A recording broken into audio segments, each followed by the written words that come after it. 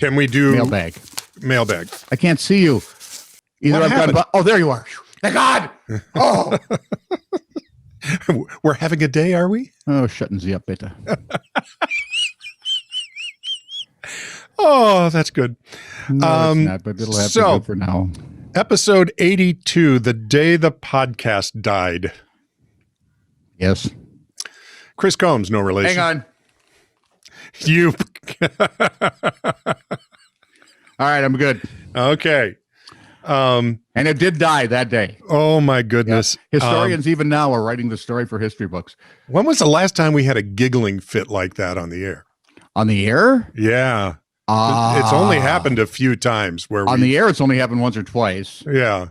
I remember we had one that we were stuck at the station late at night trying to get some actual work done. Yeah. And we're clipping along and something, it had to be you because this never happens to me. I'm waiting for lightning. Oh yeah. Give me the look. Thanks. But we're in the little production studio, K-Mom, doing stuff, and we were ripping through and zooming along, and life was good, and something caught one of us funny, and we were done. Yes. We tried for like an hour to get back to something resembling normal. We finally did just quit, as I recall. And yeah, we did. We just said this is. What do you think? No, it ain't going to happen. Not tonight. May not happen ever again in our lives. That's kind of how that one felt. It's like, really wow, we may never, ever recover from this. The good news is we can amuse each other. That's true. In our old age, while we're sitting at the home, we'll be on the front porch. I would say rocking, but I'm not. That might be too much work. Well, for you, I'll have something electrical. Oh, can I have one? Sure, why not? If it'll rock for me, I'm in. So, anyway, the day the podcast died. The day the hang on. Yeah, I hear. Yeah, there we go. I like that you remove your hat. In any case, Chris leaves this. All he says is, "Well done, guys." But so we covered it perfectly. Almost nobody noticed. I don't want you to take this the wrong way, Chris. But listen, butt munch. You try it. Once you're out of control, see how you do.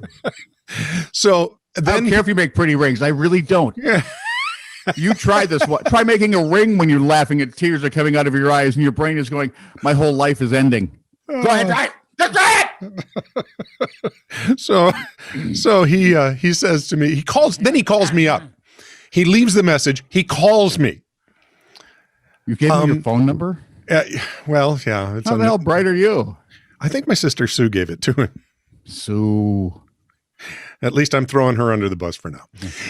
In any case, he calls me up. She hears it and tracks you. Just to tell me, he said, I couldn't understand half of what you were saying, but I couldn't stop laughing. Honest to God, neither could we.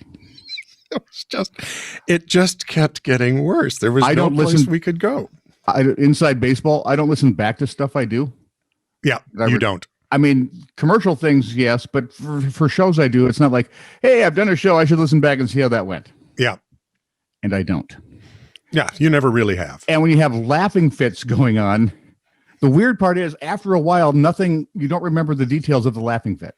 Right. You know something set you off. And really, to Raymond Burr's family, we are so sorry. So. Well, are we going to apologize to Ironside and Perry Mason too? Sorry. Same guy. Same family. He was triplets? Yes, he was. I know it's a well-guarded secret in Hollywood. But you don't remember. All you do is you remember something set us off, and the rest of the time is like a blur.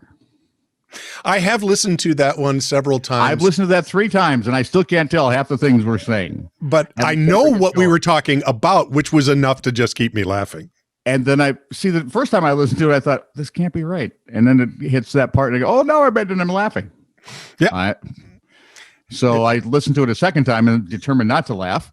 And then I tried it the third time and it was a little better, but I still couldn't understand what we were saying.